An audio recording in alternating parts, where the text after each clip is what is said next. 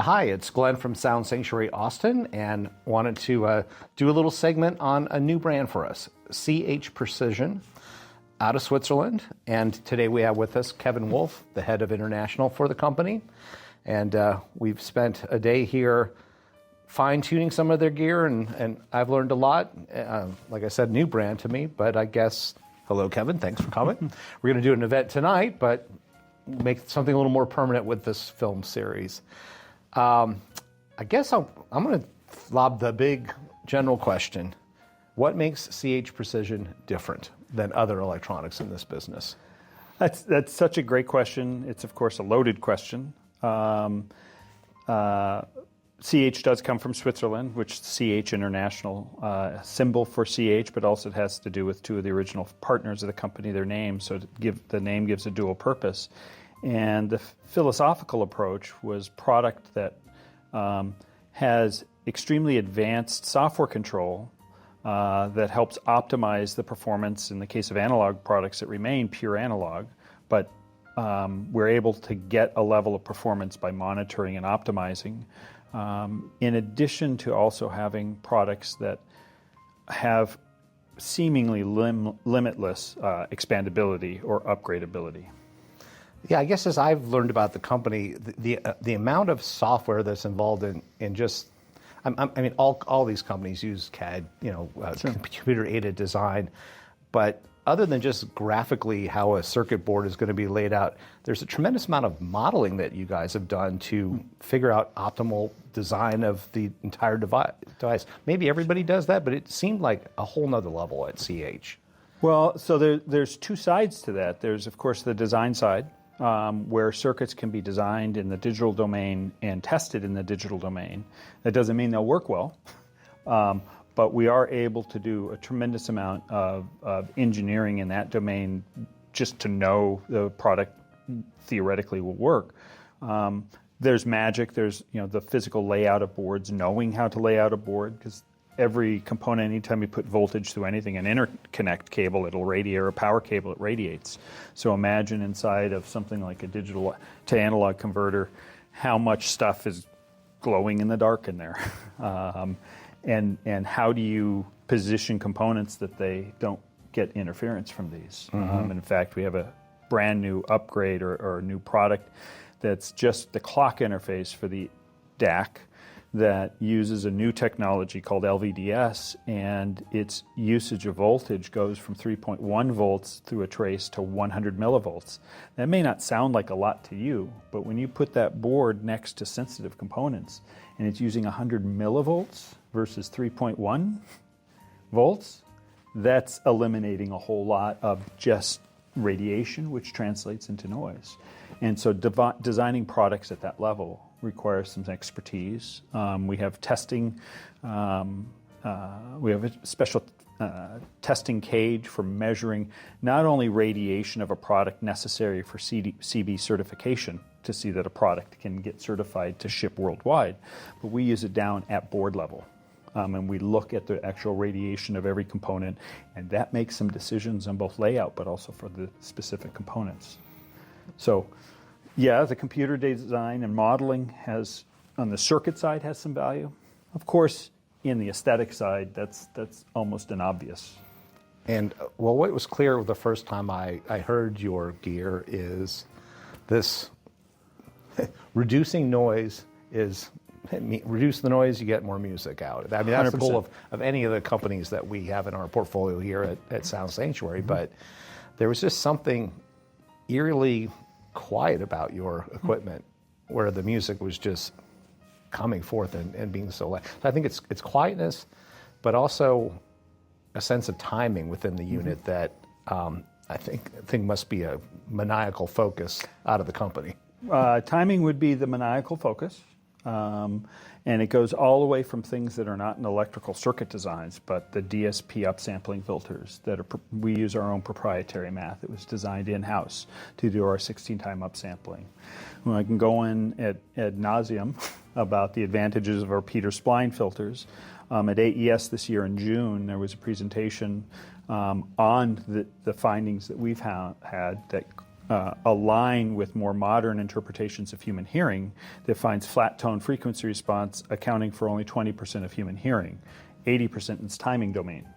It was wonderful to read this, to see that studies are supporting what we've believed and the path that we have been on. It validates a lot of what we've been doing. What you've been focusing on. And that's what we're hearing. When I say flat tone frequency response in the audio industry, the holy grail is 20 hertz to 20,000 hertz. There's not a person looking at equipment in this room that can afford it that has heard 20 kilohertz since they were about 5 years old. So, but you feel it.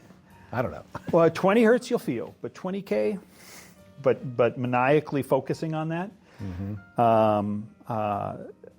What separates a Stradivari violin and specific Stradivari violins down to, if you read liner notes, they talk about which violin it is, or which Guarneri. Is it Il Canon from Paganini that this person's playing?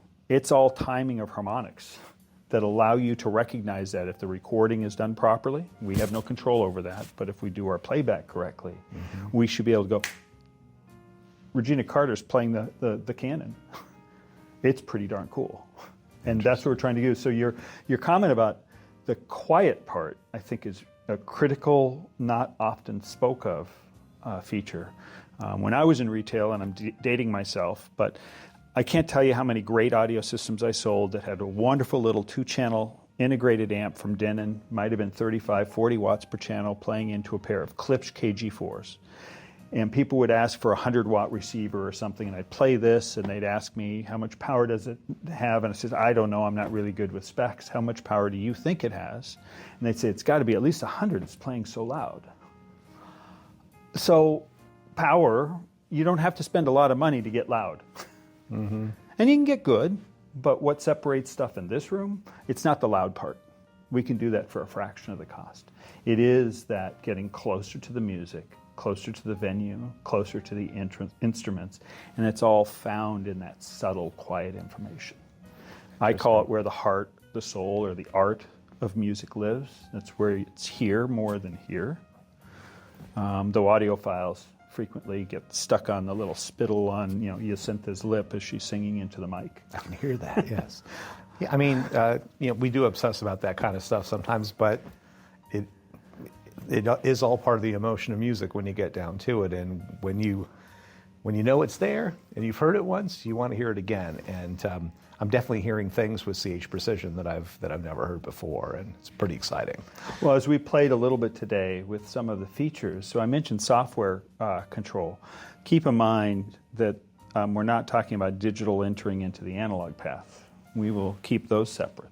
And actually, I was kind of mistaken about that in my first iteration, learning about the company. I was like, okay, they're managing part of this analog amp digitally. I was like, what, huh? But so it wasn't actually the signal that was being managed, but individual pieces within the equipment being monitored into the digital domain, if that makes sense. So digital brain, right? Because we're not in the box pulling the levers, so something has to pull the levers. So the software is doing this. So in the case of an amplifier, for example, we don't use conventional 3-leg transistors. We use 5-leg transistors. The transistor has 3 legs. What we're getting is data from the transistor, and we're able to monitor the state of the transistor at the same time as we're monitoring the input signal.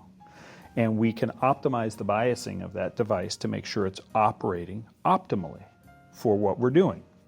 That manifests in lower noise floor, more believable presentation. We're able to really take great control. There's a lot of talk of Class A amps, AB amps, and what we're talking about is bias. Is it biased at the maximum output, or is it biased somewhere below? My favorite is saying, well, my amp's Class A until 10 watts, and then it goes AB. Well, that's an AB amp that's biased to 10 watts. That's great. How was that number determined? Typically, it's an amplifier that's been on the design bench for who knows how long, months, years, been tweaked, components change, we keep making it better and better, and we're playing with the biasing, And we find that magic spot, and we say, now we have a product ready to ship. Between musical magic and having it melt on the bench. Well, exactly, somewhere between the two. So now we have this product that's perfect. It's been on for who knows how long, months. What client, what end user has the opportunity to leave their amplifiers on for years to get to that beautiful stasis? Well, if we know where that perfect position is, we can remember it.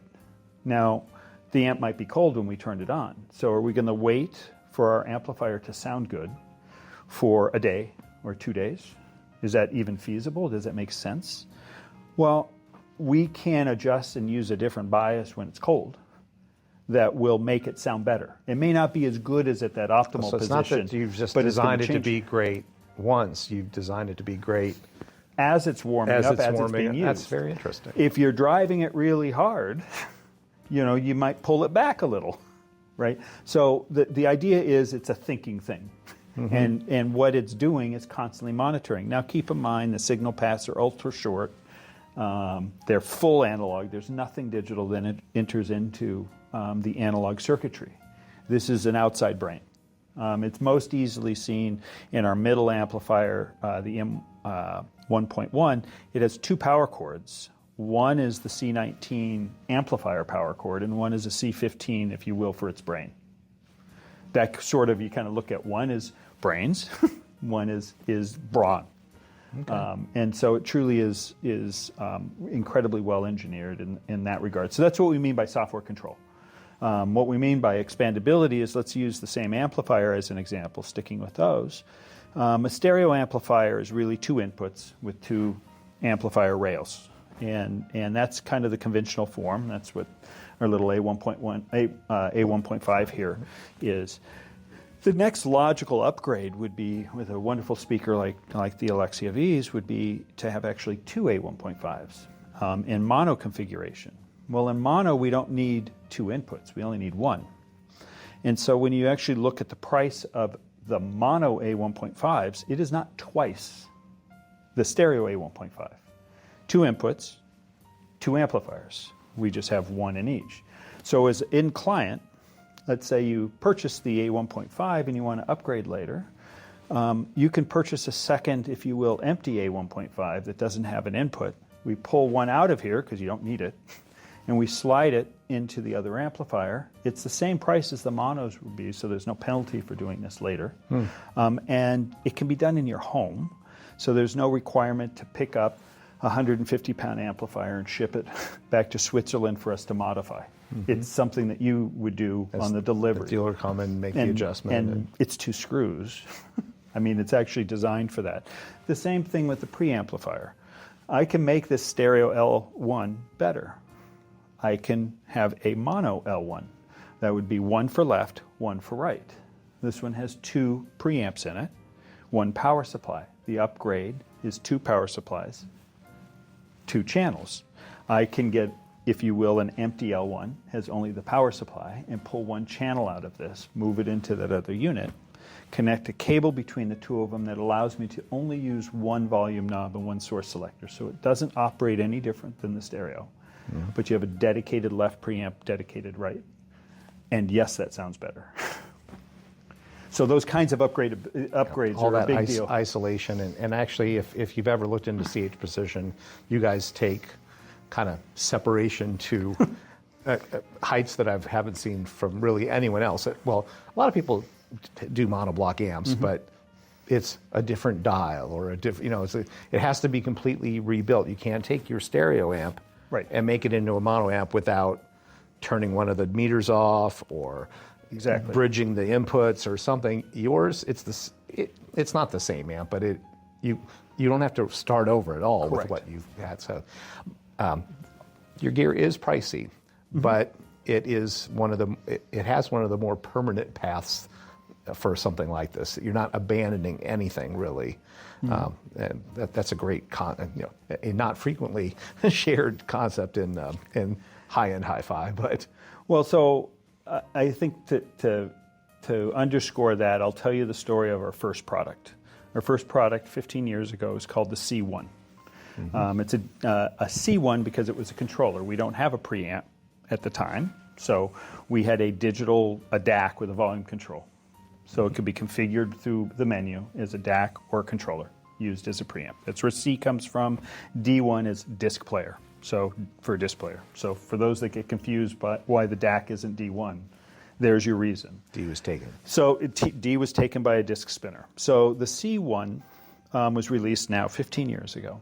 That unit had an upgrade path in its day. It could be turned into a mono DAC. What that was the controller, because all digital inputs are single inputs. You have one Ethernet or one USB, etc. But the DACs were split into a left and right DAC. There are companies today claiming they've created this new technology in the last 6 months. It's so funny that we've actually been doing it for 15 years. It's a big deal, and there's wonderful performance to be had from that. So that was one upgrade. That's still a C1. Right? It happens to be a better C1. So whether it was stereo or mono, that C1 had another upgrade. Our streaming board originally didn't do Roon Ready and some other functions. So we had an upgrade to the new, we call it Ethernet HD streaming, our input. We gave a 50% discount for an exchange for the old board towards the new board. The new board's $6,000. They could get the new board for $3,000. So that old DAC that's 14, 15 years old, we have the new board for it. There was also actually just before that an upgrade on the standard inputs to an HD input board. It was the same thing, the cost differential. It was less expensive than streaming, but that board again was 50%. The displays were improved, so there was a new display. These are $1,200 exchanges if it was an older unit for the display. I bring up each of those upgrades because over the 14 years or 13 years that the C1 existed, you could have kept upgrading to the latest performance that we offered. We had firmware updates that updated things like DSP and the like, because we do that all in the firmware domain. And so you were able to have a 14-year-old unit that was performing like a brand new one. Actually, at that point, 13 years, I'm sorry. Then the C1.2 came out. When the C1.2 came out, it was $4,000 more than the C1, and we offered for $4,000 to upgrade any C1 to a true C1.2 with new serial number, new nomenclature on the front. Even the remote got changed to say C1.2. Now, I don't know about you, but I don't know of a single 15-year-old DAC that's worth anything but melting it down. The fact that it is an expensive piece, but we've shown in our 15 years that we don't leave, I think our ad, I'm going to borrow from our marketing now, which I don't ever do usually, anyway. No DAC left behind was the tagline. Yeah. It's important to us. Is that catchy? It's catchy. But I mean, this is, I don't know where, so yes, expensive, absolutely, but where's the value? I can tell you about the engineering. 40% of our company are made up of engineers. I'm quick to point out I'm not one of them, so I parrot things I learned. But we do everything in-house, down to the firmware on the applications. Everything's done in-house. We don't go out of the building for our design work. We do everything in Switzerland. We only need to make 60% of the product in Switzerland to say made in Switzerland.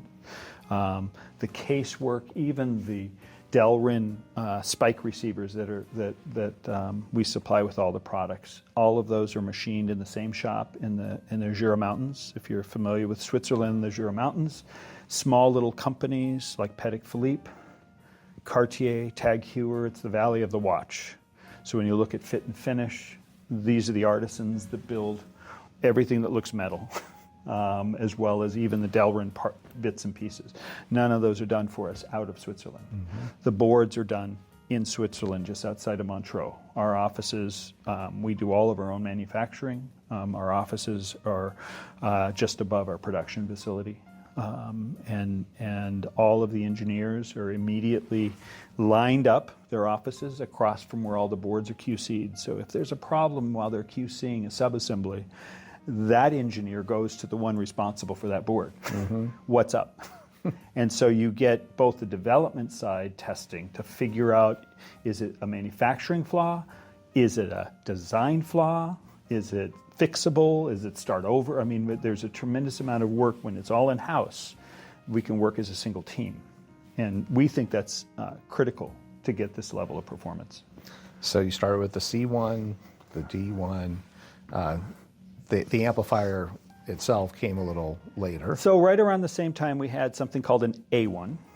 and obviously you can guess that A stands for amp, which is fun because the A1 exists in the line today in a slightly different form, but the basic amplifier design exists in the I1. And we took a little bit of the C1, couldn't fit it all, but we took quite a bit of the C1 and built that into the I1 as well. That's sort of how the I1 came into existence.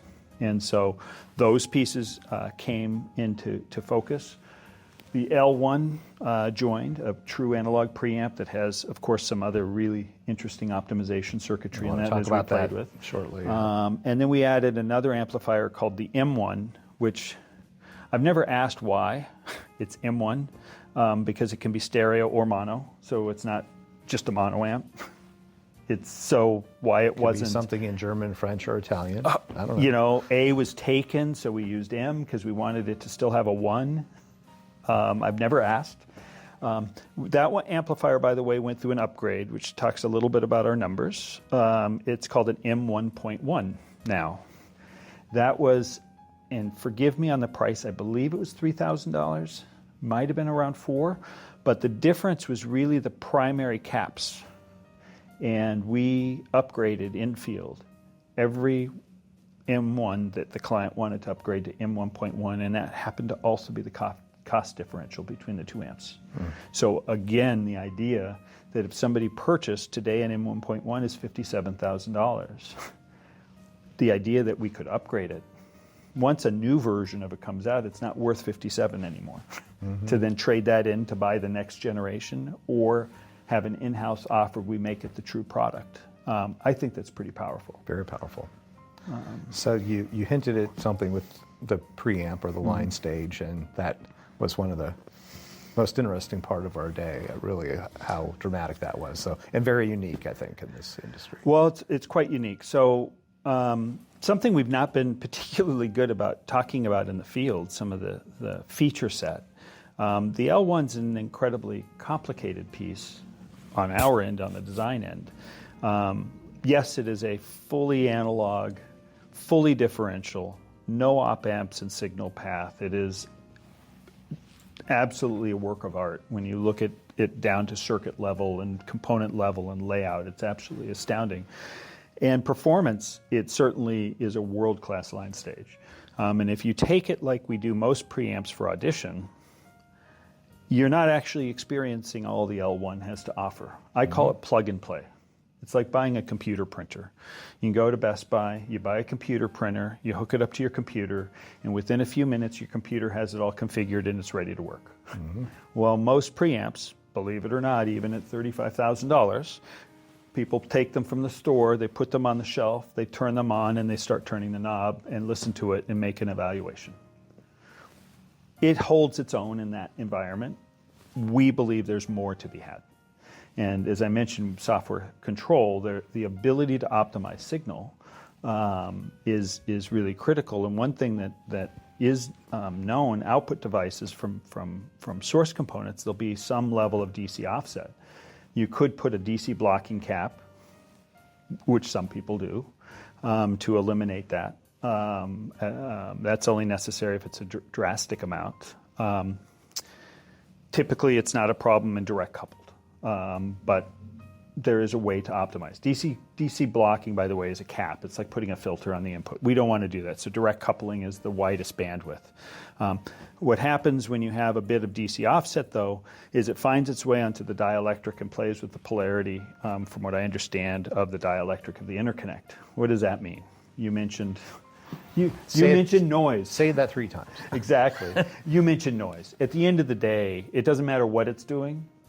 If you can accommodate it and get rid of the mismatch of input from various output devices, and all of the analog output stages will have some variance, so from sample to sample. If we can optimize around that, match the input of our line stage to the output of the given source with the cables, they need to be connected. We can reduce that noise. So basically, the L1, you put it into this mode, and it sniffs out everything in your system and adjusts the way that it reacts in the system to optimize all those pathways. So you do what's an input calibration for each input used. It can be rerun. It can be erased with a factory reset, which is what I do before somebody takes something out for an in-home audition, is I set it back to 0, factory, so factory reset, send it off. It does have to be fully warmed up, because this needs to be perfectly stable to be able to read these incredibly small variances in the given output samples. And it will vary. It may be the same brand, maybe the same model DAC or phono stage, et cetera, but it'll vary from sample to sample. When we can, and this is all done in the analog domain, the correction. The measuring's in the digital domain out of signal path. Using current injectors, we can actually customize the input to perfectly match that sample of a DAC, for example. Okay. And when you do that, you're actually hearing what that DAC can do. Yeah. No, the demonstration was pretty dramatic. We had one, XLR1, we did this configuration.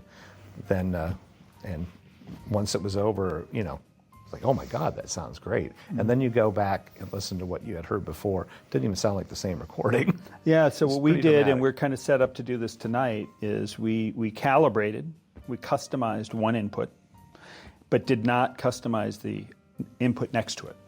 And so to demonstrate the impact of this so that people don't have to stand watching for 5 minutes while it's doing the measurements, and the joke is if you stare at it, it takes longer. We can just move the interconnects from an uncalibrated input, same preamp, to a calibrated input. And it makes the A-B comparison pretty significant. I'm not aware of any other line stage that has the ability to account for DC offset in a direct coupled or wide bandwidth way, save for our L10, the bigger preamp. Well, and it was dramatic enough of the fact that there's been a recent review of the piece, and it was actually a periodical that had reviewed it in the past, but hadn't really explored this feature at all with the unit they had reviewed previously, and they gave it a kind of a look back, and you could maybe some of the commentary was dramatic. And that's where it's sort of our fault, because if you read the manual, the description of this setting is one sentence that I don't understand, so I don't expect anybody else to understand. So we, as a company, need to do a better job at discussing or showing some of this optimization. So at the end of the day, can you do plug and play? We've been around 15 years, and 90%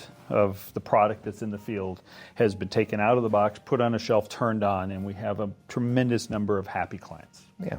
The fact that there are a couple of, what do they call them, Easter eggs or something in games? In the game world, I think they call them Easter eggs. It's like searching for the little bonus thing that's hidden in some under something, under some leaf somewhere. And if you hit this thing, I guess you win a jackpot. We have a bunch of Easter eggs hidden in here, and hopefully I can help show people give them the cheat sheet to find these to exact even more performance than they realized was there to begin with. So, upgradability. Lots of features to explore and improve your system and react to your system as it changes if you add a new component or I was very impressed. So it's an exciting new line here at Sound Sanctuary Austin.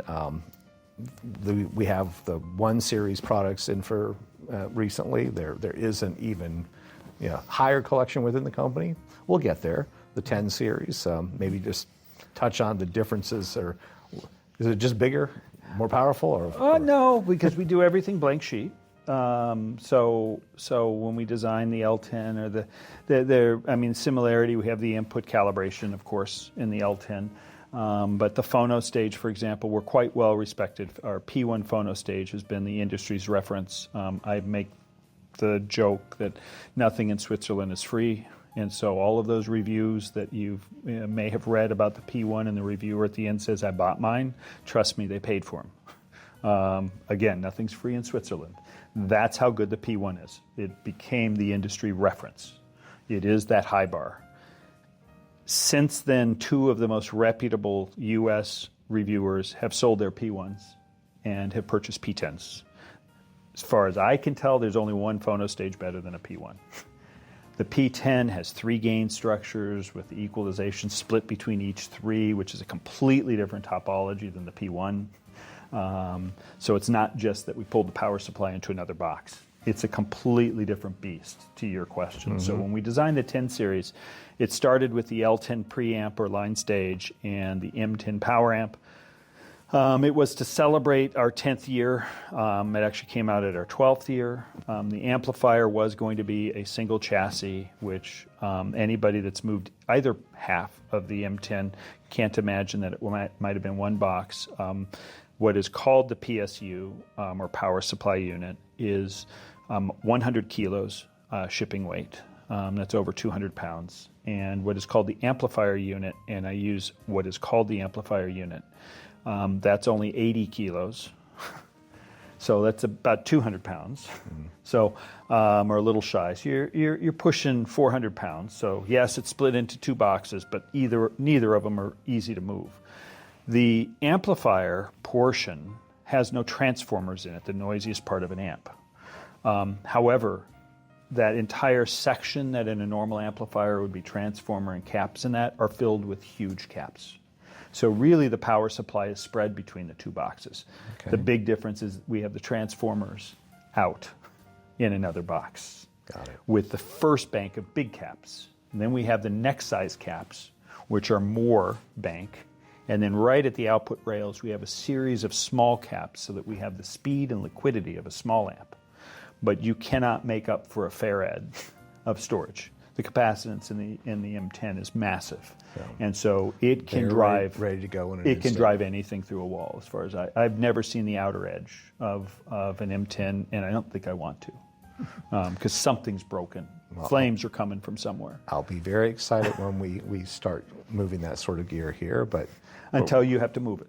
Until you have to move it. I mean, introduce clients to. But the stuff is really spectacular, and looking forward to continuing this relationship. Of course, visiting Switzerland at some point. Oh, we'd love to have you. Yeah. It's a fun trip. Absolutely. And if we do take you to Montreux, then you can also see Freddie Mercury. Oh, yeah? You know, the big statue of Freddie Mercury on the lake. So it's pretty darn cool. Everybody takes a picture under Freddie. Okay. Sounds good. Well, thanks a lot, Kevin. Thank you.